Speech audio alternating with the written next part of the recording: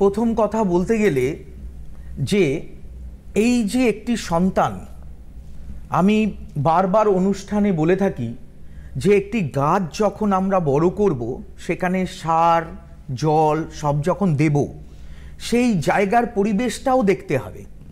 সে কোথায় গাছটি বড় হচ্ছে, সেই গাছের সামনে যদি কেউ আগুন জ্বালিয়ে রাখে কিংবা কোনো বাজে ময়লা ফেলে, সেই গাছটা কিন্তু সেইভাবে বৃদ্ধি পাবে না। পরিবেশটার একটা বিশাল জরুরি আছে।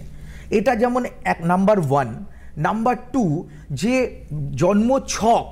জন্মছকে যেগুলো আমরা কিছু নিয়ে জন্মাই, অপরাধ প্রবণতা কিছু আমরা নিয়ে জন্মাই। যেমন মনে করুন, এই যে বললেন যে অপরাধ করার পরে তাদের মানসিকতার একটা চেঞ্জ হচ্ছে না, সে নর্মালি কেউ অপরাধ করে ঘুমিয়ে থাকছে বা নর্মালি জীবনযাপন করছে। এই বিষয়টা হচ্ছে অনেকের ক্ষেত্রে দেখা যাচ্ছে গুরু চণ্ডাল যোগ। যদি মীন রাশির ঘরে কিংবা ধনু রাশির ঘরে এই যোগটি থাকে এবং সেই জাতক বা জাতিকার যদি শুক্রের দশা কিংবা শনির দশা থাকে, তাহলে কিন্তু এই যোগ তৈরি হয়। আমরা জানি যে আর্যরা তাদের সমাজটাকে 4টে ভাগে ভাগ করেছিল: ব্রাহ্মণ, ক্ষত্রিয়, বৈশ্য এবং শূদ্র।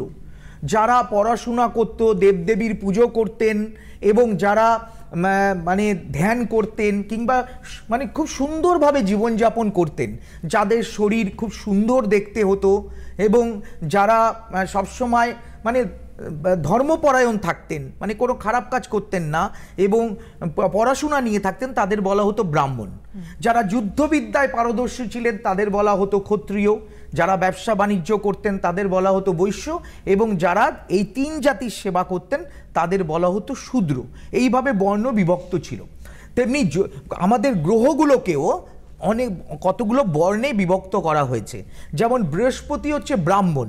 এবার বৃহস্পতি এটা সিম্বল এবং তার কাজ কি? তার কাজ ধার্মিক হওয়া, সুচিন্তা করা, ভালোভাবে চলা। এবং তার সঙ্গে যখন রাহু যুক্ত হয়ে আছে, রাহু হচ্ছে শূদ্র। এবার শূদ্রের কাজ কি?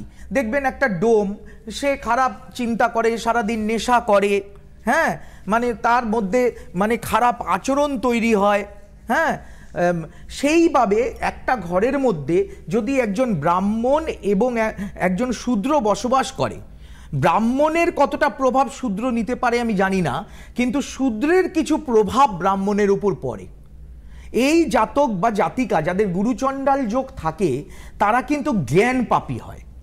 তারা জ্ঞান পাপী। প্রথম জীবনে দেখা যায় টিচারের সাথে গন্ডগোল, টিচার তাকে পড়াশোনার ক্ষেত্রে করছে না। এগুলো কিন্তু